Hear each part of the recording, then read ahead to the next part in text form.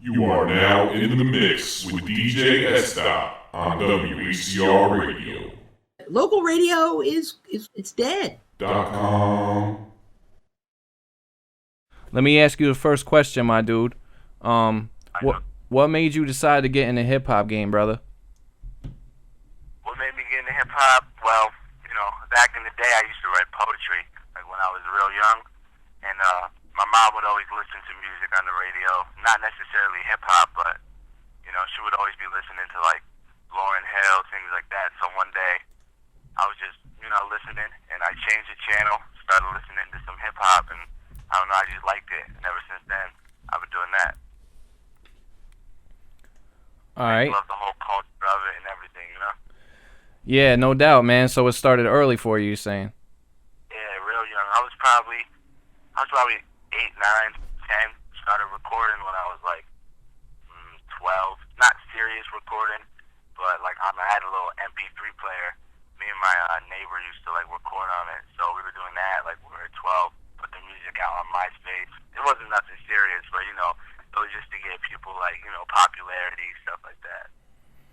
All right. What's up? And tell the listeners how old you are, my dude. I'm 19. I turned 19 this summer. Yep. And you got quite a bit going on for being 19, my man. Definitely. Yeah, man. Definitely blessed. Definitely yeah, man. Blessed. The 518 is behind you, my dude, and that's why we wanted to have this interview with you. Yeah, no doubt. I appreciate everybody that's supporting me. For everybody that's listening, I appreciate you. Yeah, like I said, we got Austin Stangling on the line, man. My dude is a beast repping the 518. He's got a huge fan base. If you got a question for my dude, you can hit him up on our chat line. It's open right now. We waiting for your questions. And so my next question for you, my man, is when did you realize you had lyrical ability? I mean, how did this all start? Where you're like, I could put a word together, make it rhyme, and then boom, all of a sudden you got skills. Yeah, I mean, it definitely goes back to like middle school, like when I told you I was recording on that MP3 player, I was recording stuff, and when I put it out, even older people would be like, yo, this is alright for how young you are, so I felt like, I always felt like I was ahead of my time, and, I was chosen to do this, so every time I put something out, people would be like, how old are you? What? You're 11, you're 12? It's like, no way, that's crazy, so I got a little confidence being back when I was young. I just knew that I was like destined to do this, That's what's up. For sure, man. We could tell that you're destined to do this, brother, because I got to tell you, man, the music I heard and everything, your grind is just ridiculous, and I just like watching your movement, man. As an older artist that's been in the game for a minute, man, watching you come up is a great thing to see, man. It shows a lot of charisma and poise out there doing your thing, man, for real. Yeah, no doubt. I really appreciate that. You already know. For sure. So you go by your government name, Austin. How do you say your last name? I don't want to mess this up, man. Is it Stangline or? No, it's Stangline. Oh, it's Stangline. Yeah, but I mean, I don't expect anybody to know that, No doubt. I used to play basketball, and back when I played basketball, at every single like away game, they'd be like Austin Stangline. Like they never said my last name right. Nobody ever can. Yeah, no doubt, man, no doubt. Yeah, because I've been telling everybody, yeah, it's Austin Stangline, man, Stangline. Yeah, so I mean, it's whatever you want. You can make it however you want it. So you know how everybody, you got Sean Carter, who's Jay-Z, you got you got Lil Wayne with aliases and all these different artists out there who who hide behind a name, not really hide behind a name, but come up with their own. I mean, what made you decide to just stick with your government and just you're Austin, you know what I'm saying? So what, you don't have nobody to impress, is that it? Yeah, I mean, the thing is, like, I never saw the need, like, I don't have anything against anybody that has, like, I guess they call them, alter egos, like you said, an alias. Like, some people say, oh, I'm this person, but when I go in the booth, this person, I'm just always Austin, and I always give my fans me, so I don't expect them to listen to anybody else. It's just me, I give them me 100% all the time, so I don't need a alter ego. Like I said, I don't have anything against anybody that has that, the more power to them, but I'm always Austin 100% all the time, so that's just who I am, I like that, man. Keeping it 100 with yourself and your fans and everybody that's that's supporting you. You know what I'm saying? They know when they hear the name Austin, they know exactly who they're talking about, right? And it's real simple too. It definitely is. And I'm not sure if I know any other hip hop artists or anything named Austin. So I mean, your name definitely sticks out. Yeah, I always go to YouTube all the time and type in Austin just to make sure nobody else is trying to steal that spot. Yeah, absolutely, man. I gotta make it to the top with my name before anybody else does. That's why I'm in such a rush now. Yeah, that's a great point, my dude, for sure. Because you know how people, man, they're gonna try to jump up on your coattails, because somebody that's doing such good work in the area, you know what I'm saying, they're gonna want to ride, and you just gotta be at the forefront of the movement, man, and you're definitely doing that. Yeah, exactly. Respect. I appreciate that. No doubt. So, we're just gonna kind of move up the timeline here with your career, because I've been following it from the beginning, and so the questions I've been able to come up with are personal questions that I'm interested in hearing the answers to, and I'm sure your fans are too.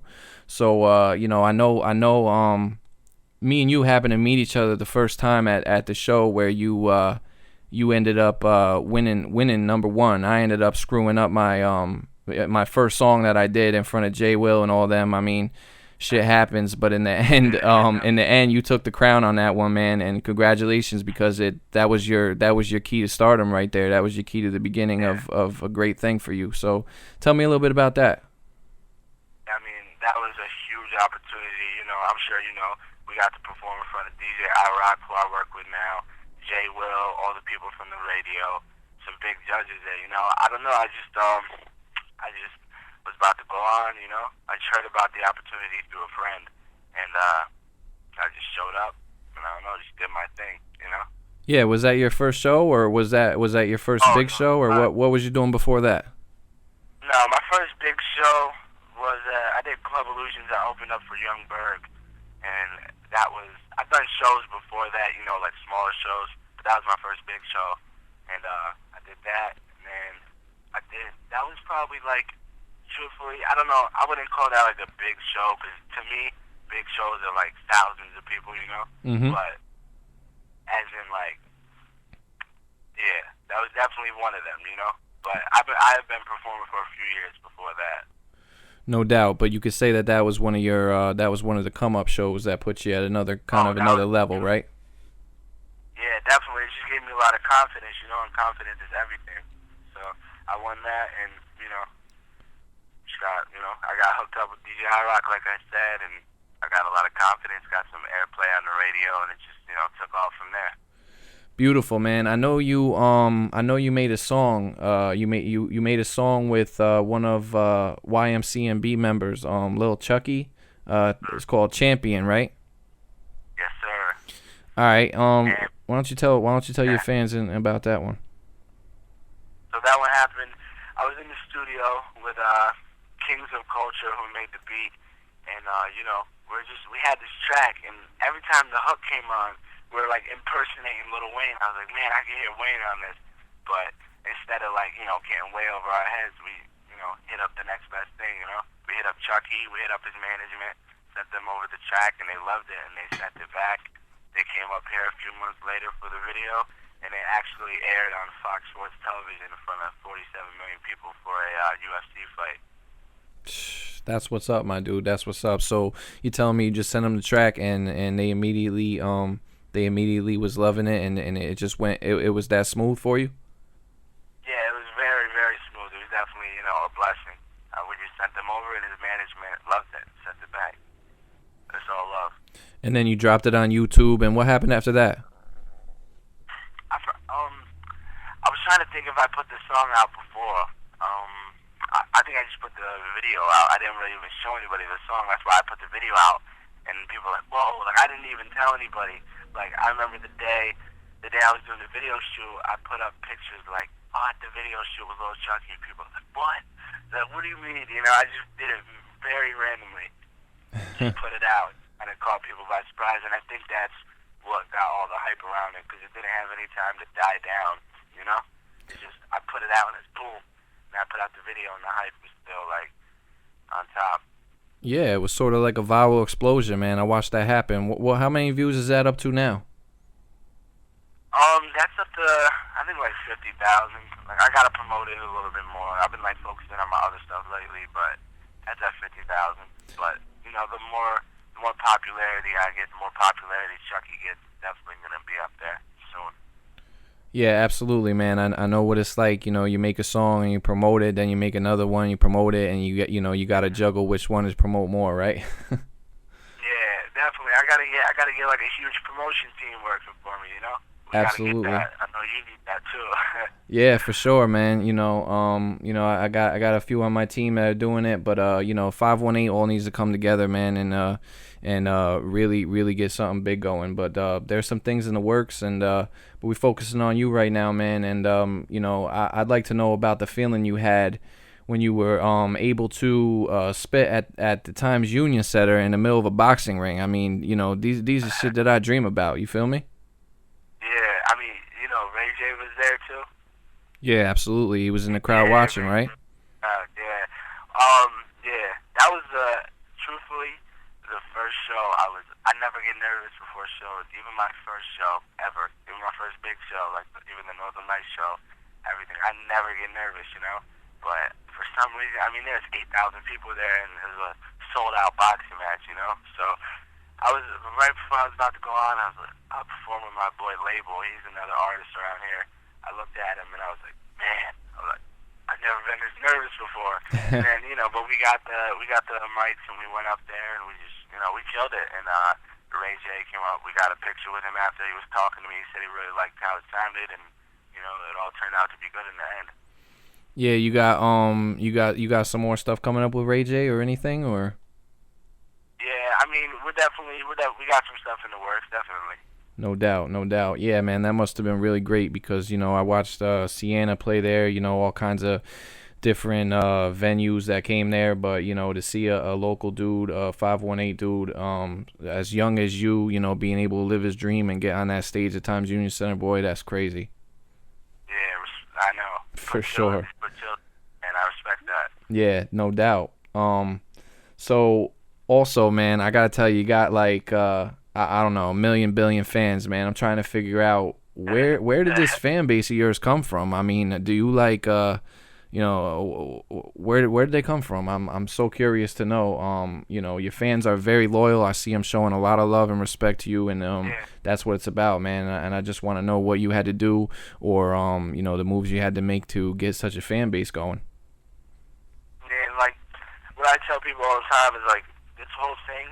Like running for president, it's like a campaign. But I actually, I'm not just using people for the views. I actually genuinely respect everybody that supports me. Like I don't even call them my fan base. I call them like my family. Because they're the reason I'm doing what I'm doing. And I just make sure every single person that supports me knows that. And I try to do whatever I can to get people's attention. Put out videos, just hit everybody up. I'll be on Facebook for 2 days at a time sometimes, just hitting people up, talking to them, random people, just hitting them up, asking them to check out my music. It's just non-stop promotion. That's what you got to do, It definitely seems to be working for you, brother. Yeah, definitely. I mean, that's what's been working for me. I'm not sure if that's the key, but that's what I've been doing. Yeah. And are you still in school? No. I left. I went to St. Rose for a semester, but then I left because I just want to follow my dream, and I don't want anything to take focus away from that. So you're going full time with this music thing? Yeah, full time, 100%. I don't have any problem with people who go to school or anything like that. Yeah. If you need to do what you got to do, all power to you. But I just, for what I'm trying to do and what I know I'm going to do, I don't need it. Absolutely, man, which leads me to my next question, man, because with a fan base or with a family, like you said, comes some huge numbers, you know what I'm saying? And I've seen some great numbers coming on a lot of your social networking sites, Instagram, Facebook, and Twitter. I mean, you already had a couple of Facebook pages now. Your social numbers are pretty ridiculous. I mean, is there a secret? I mean, what is your recipe for success with the numbers? Well, I mean, for me, everything's about timing when it comes to social networking. You know, like I put that. You saw the morning remix I did, right? Oh yeah, we got that one. Yeah. So yeah, you've been playing that. Yeah, it's on regular rotation on our station for you. Yeah, no doubt. I did a remix to that the day Kanye West, like that's originally Good Music. That was on the Good Music album, you know. So the day that album came out, I already had the remix out and I already had the video out up on YouTube, you know. So people, boom, were looking for the Kanye West song and they saw my video, you know.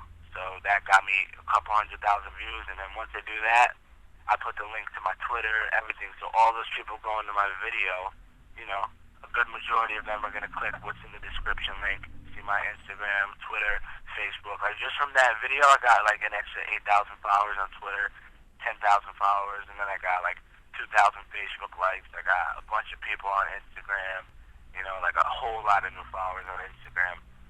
And then, yeah, man, and now my YouTube page is viral, so any video I put out from here on out is guaranteed to do some good views, you know. I got a bunch of like subscribers. It's all about timing. It really is. Yeah, I hope artists, I hope everybody that's listening out there understood what he just said, man, because you know, basically he just let out a secret that, you know, when a new song drops and you drop a same conceptual type of track, that you know, your video or your music can get seen just as much. Is that what you're saying, basically? Yeah, 100%. That's what I'm saying. Yeah, man, that's what's up. That's what's up. Yeah. Very smart move, man. Yeah, and you know, I know you had you know, I know you went through some you know, you had some people on your team, some management, and but now I've realized that you have an affiliation, or you're being managed by world famous DJ iRock, man, who I used to listen to as a DJ when I was a kid, when mixtapes was hot, you feel me? And now the dude is big on 96.3, and so tell us about that and how the hell that happened, man. I mean, first of all, shout out to DJ iRock, man. He's Word, big ups. He's opened up some huge doors for me, man. But yeah, you know, I did that Northern Lights show that he hosted, and then you know, nothing really. He didn't really say much to me after that, but you know, good job. And then I came back, did about 4 more shows that he was at. He was like, all right. He came up to me, he's like, yo, keep moving. I like the way you move. And then I went and did a Roscoe Dash show at the Washington Ave Armory, and I brought a band with me. Like, I have a band with me when I perform now. So I brought the band, and he was like, wow. He's like, this kid's stepping it up, and he's serious about this, you know? So he came up to me after the show, and he was like, yo, you know, I want you to come down to the station, give me your number, and I'm going to call you. So I was at home. He hit me up, and he's like, yo, I want you to come down to the station. So, you know, ever since then, we hit it off, and yeah, he's managing me right now. We're doing some real big things in the works. Ooh, man, I got a lot of love for that. And I didn't know you had a band with you, man. Can you tell me a little bit about that? I mean, how do you turn your hip hop beats into a band and an instrumental like part? I mean, truthfully, any beat can, you know, if you watch the main artist Jay-Z, yeah, even like when Dog came to Northern Lights, he had a band. Okay. Pretty much any beat, as long as your band is good enough, you can have a band, you know, and it just brings the performance to a whole nother level. My drummer, Dylan Wells, he goes to Berkeley, and then I have an amazing guitarist and bassist. My guitarist's name is Matt Cosgrove, and my bassist is Brennan Mojian, and I'm looking to get a keyboard player now. So if you're listening and you play keyboard, hit me up. Wow, man! Shout out to your band. And are these some of your friends from your childhood or what? Oh yeah, best friends since high school, even middle school, yeah. And it just so happened, like, and I don't just, you know, I'm not just saying, oh, they're my best friends playing my band. These people are actually very talented, man. They bring my whole show to another level. Yeah, that's got to be a good look, no doubt, and it definitely steps up. It definitely steps up the look of what's going on stage. There's no doubt about that. Yeah, you know, you take a CD and drop it in, and say, here's my beat. You know what I'm saying? Or you got a band behind you. I mean, that just takes it to a whole nother stratosphere, I would think.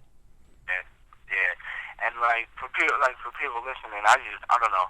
iRock always gets mad at me, but like what people gotta understand, like you said, this guy's a legend. Like the DJ for Alicia Keys for 10 years, was an official bad boy DJ. Swiss Beats, like he's worked with everybody. Just got back off a world tour with BET for the Music Matter tours. Like this guy's a legend. We're blessed to have him in the 518 on the radio at like 6-7 days a week. You know. Absolutely, man. And he's actually been showing you some love and playing your music on jams. Is that right? Yeah, all the time. Yep, all the time. Yeah, and it's really tough to get unsigned artists, on the radio, and to have your music playing during mainstream hours is definitely respect right there. Yeah, it's a good look. It's a real good look. So with all this going on, man, I mean, you're definitely a busy dude. I mean, is this a 24/7 grind? Do you ever have time to chill, sit back with the fam, and crack a brew? Oh no, actually, wait, you ain't even 21 yet. Crack a juice box. yeah, drink a Capri Sun. Yeah. Do you have time for family life? I mean, the more I get deeper into this music thing, the harder it is. But I try to take, as much time as I can to hang out with my family and friends, because before the music, it's God, family, and then this music thing. So I got to put them before this music thing. But it definitely is difficult. But I try to find time. Definitely, I make myself find time. Absolutely, man. I see you have a lot of faith in God, and and I know that that's one of your one of the big things that you say. You need to follow God, you need to believe, and it seems like God has been hooking you up lately, brother. Yeah, he really has, man. Just put your faith in him, and you'll see the miracles that'll happen, man. And your parents, they support this whole thing you got going on. What's the look on that? Yeah, it's crazy. Like, I remember I told my mom, I was like, Mom, I think I'm gonna leave college. I don't know if I want to do this music. I don't know if I want to do this school thing. I want to focus on music. And I was waiting for her to like, are you kidding me? You know what I'm saying? But she was like, all right, I support you. I'm confident. And yeah, they support me 100%. That's what's up, man. It's great to have a support system, especially your family, man. That definitely gives you the confidence and ability to go that much harder, for sure. Yeah, exactly. Yep. It's good when you have, even if it's one person, it's good when you have people who believe in you. So what do you got coming up next, man? I know we're gonna talk about your mixtape at the towards the end of this interview, but what's coming up like directly after, within the next coming months here? Well, right now I'm working with an extremely talented producer and a real good friend of mine, Jordan Clark, and he's my engineer too. I call him the other half of me when it comes to this music thing. Like, this kid is so talented, and I'm working with him nonstop every day of the week. And we're really working to put some, like, I don't know if I want to call it an album, but we're working to put out some all original music. Like, I'm not using anybody else's beats. I'm just using his beats, and we're just gonna sit in the studio and create. And then we're gonna put out like some music that is all us, not nobody else's influence, just us. It's just all me. Like, you can't get more me than that. I don't know. Just sitting in the studio creating, and we're about to put a project out within the next few months. That's what we're looking to do. And is the song "Fall" is that an original beat from your boy, or is that because I never heard that beat before? No. That's from my man Chemist, I think. Yeah. Okay. Actually, no. Forgive me. That's my man Fly Life. His name's Mike. He's a real talented producer online. No doubt. So you just got beats coming to you that you can check out. Like the heavyweights. Yeah. That's what's up, man. Seems like you got it all laid out on the table, bro. I definitely feeling every bit of it. So where do you see yourself in 5 years? I mean, we talked about what you got upcoming, but let's say Austin's headed to 23, 24 years old. Where are you looking to be at? Man, by that time, I want to be traveling the whole entire world, man. Not just the U.S. I want to be traveling over in Europe, everywhere, just doing shows, man. Doing what I'm here to do. Yeah, man, absolutely. Internationally, they love anything that comes out of there. So, United States likes to hate a little bit, but if you go over there, I mean, it's all love, no matter what kind of music you're bringing to them. Yeah, I've been watching videos online of like people who are touring over there, and the people know every word. Like even if they're not that popular over here, they go over there and people know every word. People are real supportive over there, Yeah, definitely, man, definitely. So, your mixtape, it just dropped. Why don't you tell us about it? Because it's your latest project, and that's what you should be focusing on. Let people know the concept and what's going on with that. Yeah, man. Well, truthfully, about that mixtape that I just dropped, those are songs that I've been recording over like the past year. Okay. But, I mean, it's great material. It's real great material. I love it. But I mean, I didn't really promote it that much. I put it out. I promoted it for about like a week. I think it got like 21,000 views in a week. But it's just the songs that I have been recording over like the past year of my life. If you want to know what's been happening in my life over the last year, they can check that out. It's at datpiff.com/IamAustin518. It's right there, definitely. But this new stuff I got coming out, I'm not even trying to hype it up. I know everybody says that, but it's crazy.